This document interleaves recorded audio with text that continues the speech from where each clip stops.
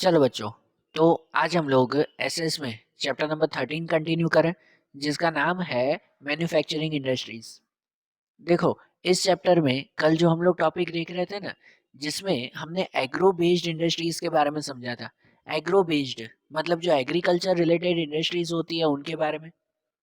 और आज हम लोग एक नया टॉपिक देखें कि जो है मिनरल बेस्ड इंडस्ट्रीज।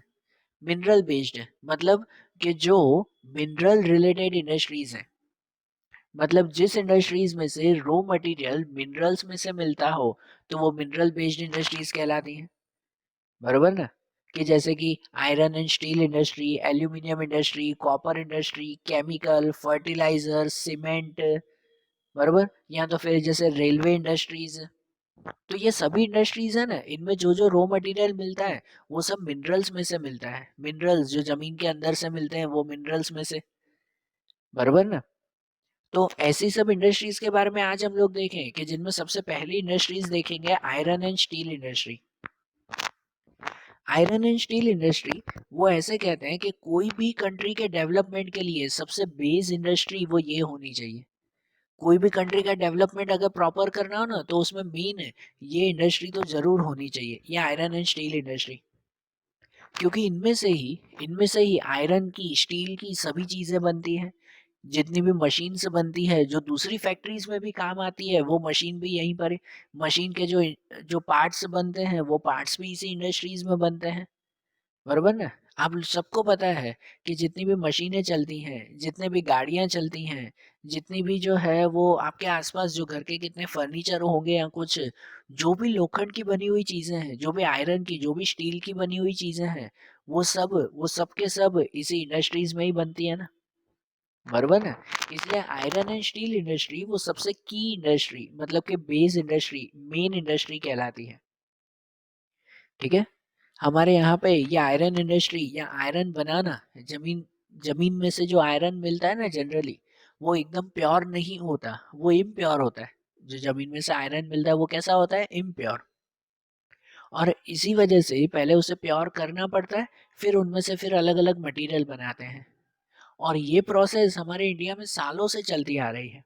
हमारे इंडिया में आयरन काफ़ी अच्छे प्रोपोर्शन में तैयार होता है। और इसी वजह से इंडिया से जो है वो आयरन एक्सपोर्ट किया जाता था बाहर के देशों में, खासकर डमास्कस में।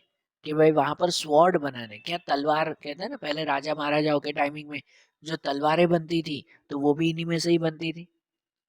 बरोबर। तो पहले ये भी तो समझो कॉटेज इंडस्ट्री की तरह था। बरोबर, बड़ी बड़ी भट्टियां बनाई जाती थी हर एक शहर में, पहले की टाइमिंग में, कि जहाँ पर ये आयरन वर्क किया जाता था। और आज आज उनकी जगह पर फैक्ट्रीज चलती हैं। इंडिया में आयरन की सबसे पहली फैक्ट्री तैयार हुई थी ना, तो वो तमिलनाडु में पोर्टो नोवा नाम का प्लेस है। वहां पर सबसे पहला ये आयरन का फैक्ट्री वहां पर शुरू हुआ था। लेकिन वो कुछ टाइम में बंद हो गया, कुछ रीजन की वजह से बंद हो गया। इसके बाद 1907 में सबसे लार्ज स्केल पर ये आयरन और स्टील इंडस्ट्री तैयार की गई, जो शुरुआत हुई जमशेदपुर में। और वो कौन सी इंडस्ट्री थी? वो थी Tata iron and steel industry. बरोबर ना? टाटा कंपनी हमारे इंडिया की सबसे बड़ी कंपनी जो आज तक चल रही है। वो सबसे पहली समझो इतनी लार्ज स्केल पर आयरन और स्टील इंडस्ट्री इंडिया में शुरू हुई थी। इनके अलावा दूसरी जो जो फैक्ट्रीज चलती है ना हमारे इंडिया में, जहां जहां पर आयरन की फैक्ट्रीज हैं, तो वो है बैरनपुर, वेस्ट बंगाल में आया हुआ बैरनपुर, कर्नाटक में आया हुआ भद्रावती। बरोबर। इनके अलावा भिलई, राउरकेला, दुर्गापुर।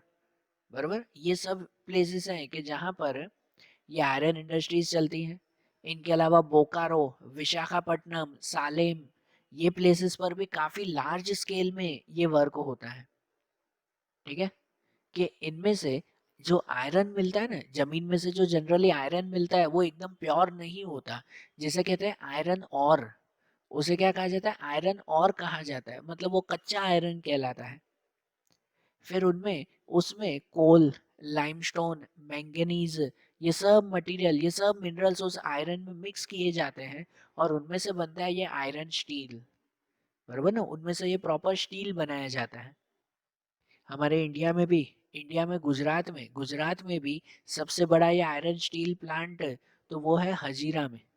हजीरा में आया हुआ है ये स्टील प्लांट। इनके अलावा समझो कि भाई हमारे इंडिया में दूसरे बहुत सारे प्लेसेस पर ये आए हुए हैं, ठीक है ना। आयरन फैक्ट्रीज हैं कि जिनमें सबसे बड़ी फैक्ट्रीज तो जैसे मैंने बताया Tata iron and steel company, ठीक है। ये आयरन और स्टील के प्रोडक्शन में हमारा इंडिया पूरे वर्ल्ड में 5th रैंक पे आता है, 5th नंबर पे आता है ये आयरन के प्रोडक्शन के लिए, बराबर ना। उसके बाद आयरन इंडस्ट्रीज के बाद दूसरा आता है, वो आता है aluminium refining industries. Aluminium refining industries, ये रिफाइनिंग कह रहा है क्योंकि एल्यूमिनियम जनरली जो जमीन में से मिलते हैं, बराबर, उन्हें यहाँ पर रिफाइन किया जाता है। जो मिनरल्स जमीन में से मिलते हैं ना वो एकदम प्योर नहीं होते, तो उन्हें पहले रिफाइन किया जाता है, तो ये रिफाइनिंग इंडस्ट्री। आयरन और स्टील इंडस्ट्रीज के बाद हमारी इंडिया में दूसरी इंपॉर्टेंट इंडस्ट्री अगर हो तो वो एल्यूमिनियम, क्योंकि एल्यूमिनियम में से कितने सारे मटेरियल बनते हैं। एल्यूमिनियम जो है वो वजन में हल्का भी होता है, स्ट्रॉन्ग है, मेलेबल है, उसको पिघलाकर कोई भी शेप दे सकते हैं। ये जो है वो स्मूथ कंडक्टर ऑफ इलेक्ट्रिसिटी है, मतलब कि क्या कह सकते हैं, इसमें इलेक्ट्रिसिटी पास होती है लेकिन बहुत कम। और सबसे बड़ी बात है ये एल्यूमिनियम रस्ट प्रूफ है, इनमें कभी भी जंग नहीं लगती, काट नहीं लगती इसमें, ठीक है ना, रस्ट नहीं लगती इस पे कभी भी। तो इसलिए ये एल्यूमिनियम वो बहुत ही इंपॉर्टेंट मटेरियल कहलाता है। आपके घर में जितने भी बर्तन हैं उनमें से ऑलमोस्ट एल्यूमिनियम के बर्तन होंगे, होंगे कि नहीं। एल्यूमिनियम किस में से बनता है पता है? जमीन में से जो और मिलता है, और मतलब ये इम्प्योर मटेरियल जो मिलता है जिसे कहते हैं बॉक्साइट। क्या नाम देते हैं उसे? बॉक्साइट। उस बॉक्साइट में से एल्यूमिनियम मिलता है, बराबर। और इन एल्यूमिनियम ऐसा मटेरियल है कि जिसके साथ दूसरी चीजें मिक्स करके, एल्यूमिनियम के अंदर दूसरे मिनरल्स मिक्स करके दूसरी भी बहुत सारी चीजें बनाते हैं। जैसे एल्यूमिनियम में अलग अलग मिनरल्स मिक्स करके उनका यूज कार बनाने के लिए, रेलवे में, एरोप्लेन्स, मशीन्स बनाने के लिए यूज होता है, बराबर। एल्यूमिनियम इंडस्ट्रीज है ना, वो समझो बहुत ही इंपॉर्टेंट इंडस्ट्रीज है और इजीली इजीली एल्यूमिनियम तैयार हो जाता है। लेकिन एल्यूमिनियम का खर्चा है ना, उसका खर्चा मेनली 40 to 50% जितना खर्चा सिर्फ इलेक्ट्रिसिटी के ऊपर जाता है। मतलब एल्यूमिनियम का रॉ मटेरियल, उसको साफ करना और इन सब पे ज्यादा खर्चा नहीं होता जितना खर्चा इलेक्ट्रिसिटी पे आ जाता है, बराबर ना। इसलिए एल्यूमिनियम इंडस्ट्रीज ज्यादातर वहां पर बनाई जाती है जहाँ पर हाइड्रो इलेक्ट्रिसिटी हो और जहाँ पे बॉक्साइट इजीली मिल जाता हो, तो उस बॉक्साइट में से ही एल्यूमिनियम बनाते हैं ना। जहाँ पर हाइड्रो इलेक्ट्रिसिटी हो ना, तो वहां पर ये एल्यूमिनियम सबसे ज्यादा तैयार करते हैं, क्योंकि वहां पर इलेक्ट्रिसिटी इजीली अवेलेबल हो जाती है। और हमारे इंडिया में देखो कौन कौन सी प्लेसेस पर ये एल्यूमिनियम इंडस्ट्रीज हैं, तो उनमें उड़ीसा, वेस्ट बंगाल, केरला, उत्तर प्रदेश, छत्तीसगढ़, महाराष्ट्र, तमिलनाडु, ये सब प्लेसेस पर ये एल्यूमिनियम इंडस्ट्रीज आई हुई हैं, बराबर। एल्यूमिनियम के बाद दूसरा आता है, वो आता है copper refining. Copper refining, copper ये भी तो इम्पोर्टेंट मेटल कहलाता है ना, बराबर ना। इंडिया में सबसे ज्यादा ये कॉपर जो है वो तैयार होता है, और इनका यूज कितनी सारी जगहों पर होता है कि नहीं। कॉपर की जो है वो स्पेशलिटीज है कि जैसे वो गुड कंडक्टर ऑफ इलेक्ट्रिसिटी है, वो इजीली कोई भी मिनरल्स के साथ मिक्स हो जाता है। इसलिए कॉपर का ज्यादातर यूज इलेक्ट्रिसिटी इंडस्ट्री में होता है, मतलब इलेक्ट्रिकल चीजें बनाने के लिए। घर में जितनी भी इलेक्ट्रिकल चीजें होगी ना, उसमें जो भी वायर्स अंदर डली हुई होगी वो सभी वायर कॉपर की बनी हुई होती है। आप कोई भी वायर देखते हो ना, ऊपर तो वो रेड और ब्लैक कलर का प्लास्टिक का कवर होता है, लेकिन अंदर अगर देखो तो उन्हें गोल्डन कलर जैसी, ब्राउन या गोल्डन कलर जैसी वायर होती है। तो वो किसकी बनी हुई होती है? कॉपर की ही बनी हुई होती है कि नहीं। और इनके अलावा कॉपर का use refrigerator, air conditioner, automobiles में, रेडिएटर, डोमेस्टिक यूटेंसिल्स, मतलब कुछ बर्तन वगैरह बनाने के लिए भी इनका यूज होता है, ठीक है। हमारे इंडिया में सबसे पहली जो कॉपर रिफाइनिंग शुरू हुई थी ना, तो वो शुरू की थी इंडियन कॉपर कॉरपोरेशन ने, आईसीसी, इंडियन कॉपर कॉरपोरेशन ने, झारखंड के घटशिला में। झारखंड में आया हुआ घटशिला सिटी है, वहां पर सबसे पहला ये शुरू हुआ था कॉपर रिफाइनिंग। इसके अलावा 1972 में ये आईसीसी, इंडियन कॉपर कॉरपोरेशन ने अपनी ये कंपनी, झारखंड की ये कंपनी एचसीएल को बेच दी, हिंदुस्तान कॉपर लिमिटेड, उस कंपनी को बेच दी। बराबर। और आज तक ये HCL चलती है हमारे इंडिया में। सबसे बड़ी कॉपर की अगर कोई फैक्ट्री हो या रिफाइनिंग हो तो वो ये है HCL, हिंदुस्तान कॉपर लिमिटेड, बराबर। और हमारे यहाँ पर कॉपर का प्रोडक्शन भी काफी अच्छे प्रोपोर्शन में होता है, ठीक है। कॉपर के बाद दूसरा अगर देखें तो वो है केमिकल इंडस्ट्रीज। हाँ, केमिकल इंडस्ट्रीज कि देखो, केमिकल्स तो ये भी तो मिनरल्स में से बनते हैं ना। जमीन में से जो जो मिनरल्स मिलते हैं उनमें से अलग अलग केमिकल्स भी बनाए जाते हैं। और हमारे यहाँ पे केमिकल इंडस्ट्रीज भी काफी ज्यादा प्रोपोर्शन में है, काफी अच्छे प्रोपोर्शन में है। कहते हैं केमिकल जनरली दो टाइप के होते हैं, एक ऑर्गेनिक केमिकल्स और दूसरा इनऑर्गेनिक केमिकल्स, ठीक है ना। ऑर्गेनिक और इनऑर्गेनिक। ऑर्गेनिक केमिकल्स मतलब वो कहलाते हैं जो नेचुरल चीजों में से बनाए जाते हो। नेचर से बनी हुई जो चीजें हैं, नेचुरली जो चीजें बनती हैं, उनमें से जो केमिकल्स बनाए जाते हैं वो ऑर्गेनिक केमिकल्स। और इनऑर्गेनिक केमिकल्स मतलब कहलाते हैं कि जो आर्टिफिशियल मटेरियल से बनाए जाते हो, जो मेन मेड मटेरियल से बनाए जाते हो, तो वो इनऑर्गेनिक केमिकल्स कहलाते हैं। कि जैसे जो भी पेट्रोकेमिकल्स आते हैं ना, पेट्रोकेमिकल्स जैसे कि पेट्रोल, डीजल, केरोसिन, ये सब ऑर्गेनिक केमिकल इंडस्ट्रीज में बनते हैं। ये ऑर्गेनिक कहलाए क्योंकि नेचुरली जमीन में से मिलते हैं ये। इनके अलावा दूसरा artificial fibre, artificial rubber, plastic की चीजें, कलर बनते हैं। दूसरा केमिकल्स, मेडिसिन, ये सब किस में आते हैं? इनऑर्गेनिक केमिकल्स में, ठीक है। इनऑर्गेनिक क्योंकि ये आर्टिफिशियल मटेरियल से बनाए जाते हैं ये सब, ठीक है। हमारे यहाँ पर हमारे यहाँ पर अगर देखो तो इंडिया में ऑर्गेनिक और इनऑर्गेनिक ये दोनों टाइप की इंडस्ट्रीज बहुत अच्छी तरह से यहाँ पर डेवलप्ड है, ठीक है, बहुत अच्छी तरह से चलती है। इन केमिकल्स की बात करें तो हमारे इंडिया में इंसेक्टिसाइड्स बनाने की इंडस्ट्रीज बहुत फेमस है पूरे वर्ल्ड में। इंसेक्टिसाइड्स मतलब इंसेक्ट को मारने की जो दवाइयाँ बनती हैं, जो केमिकल्स बनते हैं, उसकी इंडस्ट्री पूरे वर्ल्ड में फेमस है, बरोबर। हमारे गुजरात में भी केमिकल इंडस्ट्रीज सबसे इंडिया में सबसे आगे है। इंडिया में गुजरात नंबर 1 पे आता है केमिकल इंडस्ट्रीज में। हमारे गुजरात में अहमदाबाद, वडोदरा, अंकलेश्वर, भरूच, ये सब प्लेसेस पर केमिकल इंडस्ट्रीज तैयार हैं, ठीक है। तो ये भी इंडस्ट्री हमारे लिए इम्पोर्टेंट है। केमिकल इंडस्ट्रीज के बाद आता है केमिकल फर्टिलाइजर इंडस्ट्री। हाँ, केमिकल फर्टिलाइजर्स। देखो, फर्टिलाइजर्स भी दो तरह से बनते हैं, एक ऑर्गेनिक फर्टिलाइजर और एक इनऑर्गेनिक फर्टिलाइजर। ऑर्गेनिक फर्टिलाइजर मतलब कि जो नेचुरल चीजों में से बनता हो, नेचर की चीजों में से जो बनता हो, तो वो ऑर्गेनिक फर्टिलाइजर। और इनऑर्गेनिक फर्टिलाइजर मतलब कहलाता है कि जो दूसरे अलग अलग केमिकल्स में से बनता हो, तो वो इनऑर्गेनिक या तो केमिकल फर्टिलाइजर कहलाता है। हमारे यहाँ पर इंडिया में सबसे पहली केमिकल फर्टिलाइजर फैक्ट्री वो 1906 में तमिलनाडु के रानीपत में शुरू हुई थी। हमारी कंट्री एग्रीकल्चरल कंट्री है, पता है ना, एग्रीकल्चरल कंट्री है। यहाँ पे एग्रीकल्चर के लिए मिनरल्स की बहुत ज़रूर होती है कि नहीं।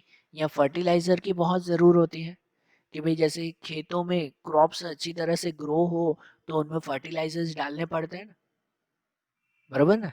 और ये फर्टिलाइजर्स जनरली तो नेचुरली ही तैयार होते हैं, लेकिन आज के टाइम में ये केमिकल्स के थ्रू भी तैयार किए जाते हैं, बराबर। हमारे यहाँ पर जैसे NPK फर्टिलाइजर वो बहुत फेमस है, यूरिया फर्टिलाइजर्स, ये फर्टिलाइजर्स हैं जो केमिकल बेस पर तैयार होते हैं। NPK मतलब नाइट्रोजन, फॉस्फोरस एंड पोटेशियम, तो इन केमिकल्स को मिक्स करके ऐसे फर्टिलाइजर्स बनाए जाते हैं, बराबर। हमारे यहाँ पर इंडस्ट्रीज अगर देखो ना, ये केमिकल फर्टिलाइजर इंडस्ट्रीज, तो वो कहाँ कहाँ पर है? तो वो गुजरात, तमिलनाडु, उत्तर प्रदेश, पंजाब, केरला, इन सब प्लेसेस पर ये आई हुई है। हमारे गुजरात में भी कालोल, कंडला, हजीरा, भरूच, वडोदरा, ये प्लेसेस हैं कि जहाँ पर केमिकल फर्टिलाइजर्स तैयार होते हैं, ठीक है। केमिकल फर्टिलाइजर्स के बाद आता है वो आता है प्लास्टिक इंडस्ट्री, ठीक है। प्लास्टिक इंडस्ट्री आज के टाइम में तो सबसे इम्पोर्टेंट इंडस्ट्री। प्लास्टिक इंडस्ट्रीज को दूसरा नाम सनराइज इंडस्ट्री भी कहते हैं। सनराइज इंडस्ट्री क्यों? क्योंकि ये इंडस्ट्री वो आज के टाइम में बहुत इंपॉर्टेंट है। आज के टाइम में देखो ऑलमोस्ट मटेरियल्स वो प्लास्टिक से बने हुए होते हैं, है कि नहीं। और प्लास्टिक का एक टाइप नहीं, प्लास्टिक के भी बहुत सारे टाइप्स आते हैं। प्लास्टिक एक ऐसा मटेरियल है जो वाटर प्रूफ है, पानी का इसके ऊपर कोई भी असर नहीं होता। इसे जो चाहे वो शेप में डाल सकते हैं, ठीक है ना, कोई भी शेप इसका बन सकता है कि नहीं। इनका यूज़ वो केमिकल्स को पैक करने के लिए भी होता है, टेक्सटाइल में भी इनका यूज़ होता है, बिल्डिंग बनाने के लिए भी इनका यूज़ करते हैं, ठीक है। व्हीकल्स में भी कुछ पार्ट्स ये प्लास्टिक के यूज़ होते हैं, इलेक्ट्रॉनिक चीज़ें बनाने के लिए भी। तो आज प्लास्टिक का यूज़ हर जगह पर है। प्लास्टिक हमारे आसपास इतना ज़्यादा फैला हुआ है। भले कहते हैं कि हमें प्लास्टिक से नुकसान होता है, सही बात है, प्लास्टिक से बहुत नुकसान होता है, लेकिन प्लास्टिक वो हमारे आसपास बहुत हद तक फैल चुका है और इसकी इंडस्ट्रीज भी बहुत ही इंपॉर्टेंट इंडस्ट्रीज है। कहते हैं ना, बहुत ही स्पीडीली ग्रो करने वाली इंडस्ट्री वो ये प्लास्टिक इंडस्ट्री है। हमारे इंडिया में प्लास्टिक इंडस्ट्रीज जहाँ जहाँ पर है ना, तो वो दिल्ली, मुंबई, कोलकाता, बेंगलुरु, वडोदरा, वापी, कानपुर, कोयम्बतूर, चेन्नई, ये सब प्लेसेस हैं कि जहाँ पर प्लास्टिक इंडस्ट्रीज तैयार है, ठीक है। प्लास्टिक इंडस्ट्री के बाद दूसरा आता है, वो आता है सीमेंट इंडस्ट्री। सीमेंट इंडस्ट्रीज, तो अगर सीमेंट इंडस्ट्रीज, ये भी आपको पता है ना, ये भी मिनरल बेस्ड इंडस्ट्रीज है।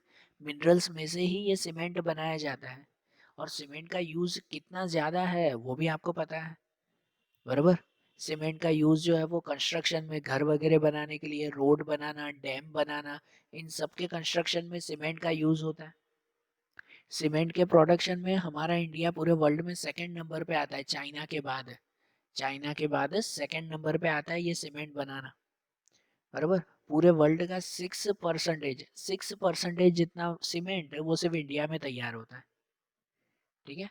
सीमेंट बनाने के लिए जो जो मिनरल्स चाहिए ना, उनमें जनरली लाइमस्टोन, कोल, जिप्सम, बॉक्साइड, क्ले, ये सब मिनरल्स है ना। लाइमस्टोन, कोल, जिप्सम, बॉक्साइड, क्ले, ये सब मिनरल्स को मिक्स करके उनमें से सीमेंट बनाया जाता है, बराबर। ये जो सीमेंट तैयार होता है, वो सीमेंट ऐसा स्पेशल इसकी प्रॉपर्टीज होती हैं कि सीमेंट जनरली होता तो पाउडर फॉर्म में है, ठीक है ना, पाउडर फॉर्म में है, लेकिन उसे उसे जब जो है वो क्या कहते हैं, पानी में डालकर और उसे एक तरह से कहते हैं ना कि भाई उसे ड्राई कर दिया जाए, सुखा दिया जाए, तो वो सबसे हार्डेस्ट मटेरियल बन जाता है। सीमेंट का यूज़ आप सबको पता है, ये जनरली उसे पानी में डालो तो पहले तो वो एकदम क्या कहते हैं, पानी की तरह एक पेस्ट की तरह बन जाता है, लेकिन जब वो सूख जाता है ना तो एकदम हार्ड मटेरियल बन जाता है। पूरा का पूरा घर उनसे बनता है, सीमेंट से, है कि नहीं। तो ये सीमेंट इंडस्ट्री भी हमारे यहाँ पर इतनी ज़्यादा इम्पोर्टेंट है ना। और सीमेंट का प्रोडक्शन भी हमारे इंडिया में सबसे ज़्यादा वो कहाँ पर होता है पता है, तो वो सबसे ज़्यादा इंडिया में गुजरात में होता है, बराबर ना, सबसे ज़्यादा गुजरात में ही इसका प्रोडक्शन होता है, ठीक है। सीमेंट इंडस्ट्री के बाद दूसरा आता है, तो वो आता है transport equipment industry. Transport equipment, transport की चीज़ें, तो देखो ट्रांसपोर्ट की चीज़ें, तो वो भी तो समझो मिनरल बेस्ड ही हुई ना। ट्रांसपोर्ट पहले के टाइम में पता है, ट्रांसपोर्ट तो खाली कैसे वो जानवरों के ऊपर बैठकर ट्रांसपोर्ट चलता था, लेकिन अभी ऐसे चलता है नहीं। अब तो गाड़ियां बन चुकी है, ट्रेन, प्लेन, बस, इतनी सारी ट्रांसपोर्ट की चीज़ें। और उनके ये सब जो मटेरियल बनते हैं वो सब किस में से, तो वो भी तो मिनरल बेस्ड इंडस्ट्रीज में से ही ना, बरोबर ना। तो उनकी भी तो अलग अलग इंडस्ट्रीज तैयार होती है ना। तो ऐसे ट्रांसपोर्ट की इंडस्ट्रीज की अगर बात करें ना, तो उनमें सबसे पहले देखेंगे वो आता है रेलवे। रेलवे इंडस्ट्रीज, रेलवे वो हमारे इंडिया में कितना इम्पोर्टेंट है ये भी आप सबको पता। हमारे इंडिया का सबसे बड़ा ट्रांसपोर्ट तो वो रेलवे है, बराबर ना। सबसे बड़ा ट्रांसपोर्ट रेलवे है कि रोज करोड़ों लोग रेलवे में जो है वो ट्रांसफर करते हैं, मतलब ट्रांसपोर्ट करते हैं उसमें, ठीक है। और रेलवे की जो जो चीज़ें बनती हैं, जैसे railway engine, passenger coach, goods coach, ये सब जो तैयार होते हैं, तो ये सब भी तो पर्टिकुलर इंडस्ट्रीज में ही तैयार होता है ना। इंजन बनाना, रेलवे के डब्बे बनाना, ये सब तो इंडस्ट्रीज में ही तो तैयार होते हैं, बरोबर। आज तक, पहले से लेके आज तक, 3 तरह के रेलवे इंजन बन चुके हैं। रेलवे इंजन 3 टाइप के बन चुके हैं। पहले स्टीम इंजन, पता है पहले के टाइम में स्टीम से, वो कोयले से चलते थे, और वह कोल डालते थे इंजन में तो धुआं निकलता था, और उस स्टीम से, उस धुएं से जो है वो ट्रेन चलती थी। तो वो स्टीम इंजन, उसके बाद डीजल इंजन आया, फिर डीजल के थ्रू चलने लगी, और फिर इलेक्ट्रिकल इंजन जो आज चलती हैं। आज हर एक ट्रेन के ऊपर देखा करो कि वो इलेक्ट्रिकल वायर्स होती हैं, होती है ना, तो इलेक्ट्रिक इंजन्स अब ये चलते हैं, बराबर। ये जो स्टीम इंजन पहले चलते थे ना, वो अब समझो कि भाई जो सिर्फ हेरिटेज ट्रेन है ना, जो पुराने जमाने की ट्रेन हैं, जो सिर्फ स्पेशल अट्रैक्शन के लिए या सिर्फ जो टूरिज्म के लिए जो ट्रेन का यूज होता है, तो उनमें ही खाली स्टीम इंजन चलते हैं, ठीक है, उन्हीं में ही सिर्फ स्टीम इंजन चलाए जाते हैं। बाकी आज के टाइम में डीजल और इलेक्ट्रिकल इंजन जो है वो सबसे ज़्यादा चलते हैं, बराबर। और ये कहाँ कहाँ पर तैयार होते हैं, तो कहते हैं डीजल और इलेक्ट्रिकल इंजन्स वो वो वेस्ट बंगाल के मिहिजाम मिहिजाम में आया हुआ चित्तरंजन लोकोमोटिव वर्क, उस प्लेस उस फैक्ट्री का नाम है चित्तरंजन लोकोमोटिव वर्क, मिहिजाम नाम के प्लेस पे आया हुआ, तो वेस्ट बंगाल में एक तैयार होता है। इनके अलावा वाराणसी में diesel locomotive work, diesel locomotive work ये फैक्ट्री का नाम है, उसमें ये इंजन्स तैयार होते हैं। या तो जमशेदपुर में आया हुआ टाटा लोकोमोटिव वर्क, ठीक है ना, जमशेदपुर में टाटा लोकोमोटिव वर्क, वहां पर ये रेलवे इंजन्स तैयार होते हैं। और जो पैसेंजर कोचेस होते हैं ना, मतलब जो रेलवे के डब्बे जिसमें आप बैठकर जाते हो, तो वो पैसेंजर कोचेस हमारे यहाँ पर पेरम्बर, बेंगलुरु, कपूरथला, कोलकाता, इन सब प्लेसेस पर तैयार होते हैं, ठीक है। तो देखो रेलवे वर्क, हमारे यहाँ का रेलवे वर्क है ना, सेल्फ डिपेंडेंट वर्क है, सेल्फ डिपेंडेंट, इंडिपेंडेंट, मतलब क्या कहते हैं, डिपेंडेंट नहीं है, बराबर ना, इंडिपेंडेंट वर्क है ये, कि हमारे यहाँ पर सभी चीज़ें वो खुद ही तैयार होती है, रेलवे इंजन्स भी इंडिया में ही तैयार होते हैं, रेलवे के डब्बे भी, यहाँ पे जो ट्रैक्स के लिए जो क्या कहते हैं, रेलवे के जो ट्रैक होते हैं, जो पटरियाँ होती हैं, वो भी लोखंड की बनी हुई होती है, वो भी इंडिया में ही तैयार होती हैं, बराबर। रेलवे इंडस्ट्रीज के बाद दूसरा आता है, वो आता है रोड व्हीकल्स, ठीक है, रोड व्हीकल्स मतलब जो जो आप लोग घर पे गाड़ियाँ यूज करते हो, है ना, जिनमें मोटरसाइकिल, स्कूटर, साइकिल, बस, ट्रक, कार, ये सभी जो रोड पे चलने वाले व्हीकल्स हैं, ये सब रोड व्हीकल्स कहलाए, बराबर। पहले के टाइम में हमारे यहाँ पर रोड व्हीकल्स की इंडस्ट्रीज, मतलब ये सब गाड़ियाँ बनाने की इंडस्ट्रीज इंडिया में बहुत कम थी, हमें जो है वो ये सब चीज़ें बाहर से इंपोर्ट करनी पड़ती थी, बाहर से मंगवानी पड़ती थी, क्योंकि इंडिया में ऐसी बड़ी बड़ी कारें, ये सब गाड़ियाँ वगैरह इंडिया में तैयार नहीं होती थी। लेकिन अब जो है वो ये सब चीज़ें हमारे इंडिया में तैयार होती भी है, और इवन ये कमर्शियल व्हीकल्स बनाने में, मतलब जो बड़ी बड़ी ट्रक बस वगैरह आती है, ऐसे कमर्शियल व्हीकल बनाने में इंडिया पूरे वर्ल्ड में 5th नंबर पे आता है, बराबर ना। जो चीज़ें हमें, जो गाड़ियाँ पहले बाहर से मंगवानी पड़ती थी, अब उसका प्रोडक्शन हम खुद करते हैं, हमारे इंडिया में खुद ही ये प्रोडक्शन होता है, बराबर।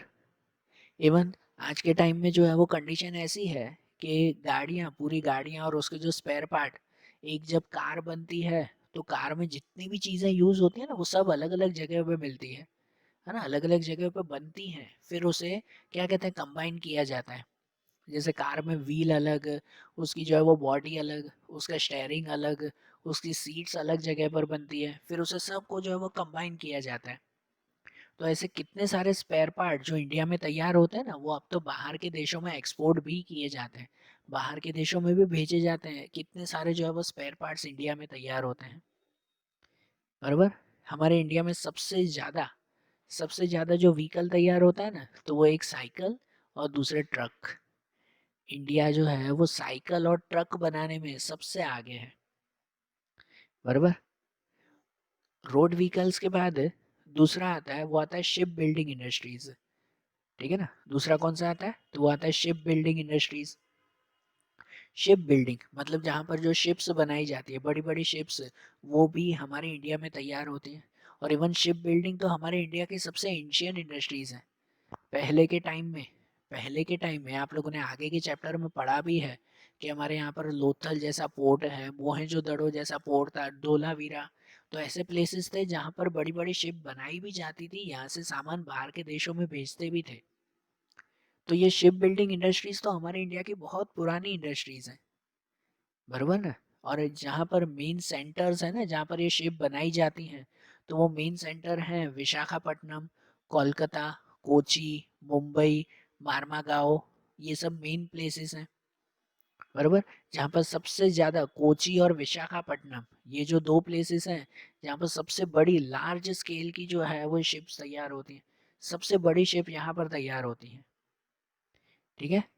इनके अलावा शिप बिल्डिंग इंडस्ट्रीज़ के अलावा साथ में हेलीकॉप्टर जैसी इंडस्ट्रीज़ भी यहाँ पर हैं, बराबर ना? आज के टाइम में हमारे इंडिया में हेलीकॉप्टर्स बनना भी शुरू हुए हैं, बराबर। यहाँ पर जो है वो जो एयरक्राफ्ट मतलब जो प्लेन्स बनाए जाते हैं, जो हेलीकॉप्टर्स बनाए जाते हैं, उनके भी मेन प्लेसेस बेंगलुरु, कोलकाता, नासिक, हैदराबाद, लखनऊ, ये सब प्लेसेस हैं कि जहाँ पर ये हेलीकॉप्टर प्लेन्स वगैरह बनाए जाते हैं, बराबर।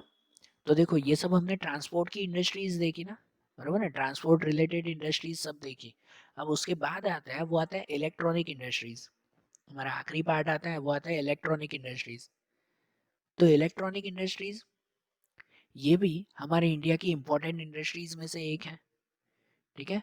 यहाँ पर इलेक्ट्रॉनिक इंडस्ट्री में सबसे पहले 1905 में जब ऐसी इंडस्ट्री शुरू हुई थी ना, तो सबसे पहले इलेक्ट्रॉनिक चीज़ों में रेडियो सेट, टेलीफोन्स, ये सब बनाए जाते थे, बराबर ना। ये सब बनाए जाते थे, कहते थे कि भाई ये शुरुआत थी हमारे यहाँ पर इलेक्ट्रॉनिक इंडस्ट्रीज की, कि पहले खाली जो रेडियो, टेलीफोन्स ऐसी चीज़ें बनाई जाती थी। हमारे यहाँ पर बेंगलुरु में 1956 में, आज़ादी के बाद 1956 में भेल, भेल कहते हैं, भारत इलेक्ट्रॉनिक लिमिटेड, ठीक है। तो ये इंडस्ट्री मतलब ये कंपनी शुरू हुई थी कि जिन्होंने ये इलेक्ट्रॉनिक चीज़ें बनाना शुरू की। आज बेंगलोर वो इलेक्ट्रॉनिक चीज़ों में सबसे आगे है, इलेक्ट्रॉनिक चीज़ें बनाने के लिए सबसे आगे है ये बेंगलोर, बराबर। और इवन आज के टाइम में ये इलेक्ट्रॉनिक चीज़ें हमारे यहाँ पर इतनी ज़्यादा बनती है कि इंडिया की जो इसरो कंपनी है ना, ISRO, Indian Space Research Organisation, Indian Space Research Organisation, बराबर। तो वहाँ पे भी इलेक्ट्रॉनिक गैजेट्स वो हमारे इंडिया से ही प्रोवाइड होते हैं। इसरो में भी जो भी इलेक्ट्रॉनिक चीज़ों की यूज़ होती है तो वो सब भी कहाँ से, हमारे इंडिया से ही यहाँ जाते हैं, बराबर। पहले बाहर से इंपोर्ट करना पड़ता था, बाहर से मंगवाना पड़ता था, लेकिन अब इंडिया में खुद ही ये चीज़ें तैयार की जाती हैं, है कि नहीं? ये इलेक्ट्रॉनिक चीज़ों से आज जितने गैजेट्स बने हैं, जितनी अलग अलग चीज़ें बनी है, जिनसे जो है वो लोगों की लाइफस्टाइल ही चेंज हो चुकी है। जो मैंने बताया इलेक्ट्रॉनिक चीज़ों के लिए हमारे इंडिया में बेंगलुरु वो मेन कैपिटल कहलाता है, सबसे मेन प्लेस। बेंगलुरु को वो हमारे इंडिया का सिलिकॉन वैली कहा जाता है, सिलिकॉन वैली ऑफ इंडिया ये कहा जाता है। यहाँ पर software park, science park, technological park, ऐसे कितनी सारी प्लेसेस यहाँ पर बेंगलोर में बनी हुई है, ठीक है। तो देखो ये सभी इंडस्ट्रीज के बारे में हमने देखा, है कि नहीं? हमारे इंडिया में ये इंडस्ट्रीज इतनी ज़्यादा ज़रूरी भी है कि जिससे ही हमारे इंडिया की ग्रोथ पॉसिबल है। लेकिन आपको पता है ना कि ये इंडस्ट्रीज जितनी ज़्यादा डेवलप्ड होती है ना, तो उनसे चलो फ़ायदा बहुत ज़्यादा होता है, लेकिन उनसे कुछ कुछ कुछ हद पर, किस कोने पर नुकसान भी होता है। और नुकसान कौन सा? तो नुकसान होता है सबसे ज़्यादा पॉल्यूशन का, इंडस्ट्रियल पॉल्यूशन का, बराबर ना। इंडस्ट्रीज से कितना ज़्यादा जो है वो पॉल्यूशन भी होता है ना। इंडस्ट्रीज से निकलने वाला जो भी कचरा होता है, उनसे एयर पॉल्यूशन और वाटर पॉल्यूशन होता है। जो धुआं निकलता है उनसे एयर पॉल्यूशन, जो कचरा सीधा नदियों में फेंकते हैं वो वाटर पॉल्यूशन।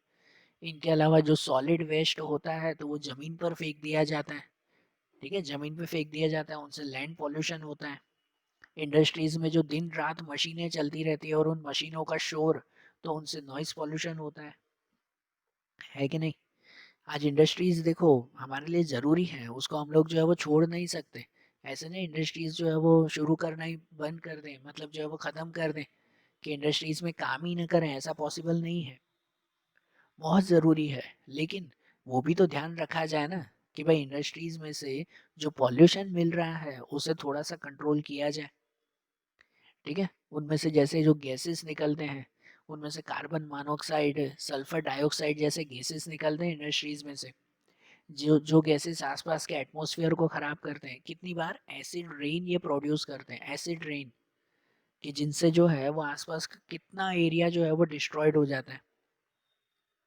वाटर पॉल्यूशन जब होता है तो वाटर पॉल्यूशन की वजह से नदी में या समुद्र में रहने वाले जो एनिमल्स हैं, तो उन एनिमल्स को कितना नुकसान पहुंचता है। तो इन सब की केयर करने की जिम्मेदारी भी तो हमारी होनी चाहिए ना, बराबर ना। जो लैंड पॉल्यूशन होता है, जो प्लास्टिक वेस्ट है, जो प्लास्टिक इंडस्ट्रीज तैयार हो रही हैं, उनसे जो भी प्लास्टिक का कचरा निकलता है तो वो भी तो सीधा जमीन पे फेंक दिया जाता है ना, तो वो जमीन को खराब करता है। जो कंटिन्यूसली जो साउंड आते रहते हैं, जो आवाज़ें आती रहती हैं, तो जिनसे जो है वो नॉइस पॉल्यूशन क्रिएट होता है कि नहीं।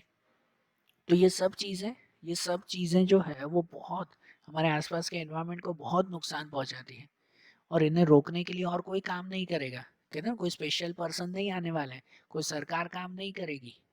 ये जो इंडस्ट्रीज में काम कर रहे हैं लोग, जो इंडस्ट्रीज के ऑनर हैं, उन्हें ही खुद की जवाबदारी समझनी होगी और इन चीज़ों को रोकना होगा। नहीं तो डेवलपमेंट के चक्कर में हम लोग हमारे देश को ही इनडायरेक्टली बर्बाद करते रहेंगे। जो ये पॉल्यूशन है, कि डेवलपमेंट भले ही होगा, लेकिन पॉल्यूशन के बाद ये हमारा इंडिया जो है वो समझो रहने लायक नहीं कहलाया, हमारी ये प्लेसेस रहने लायक नहीं कहलाएगी।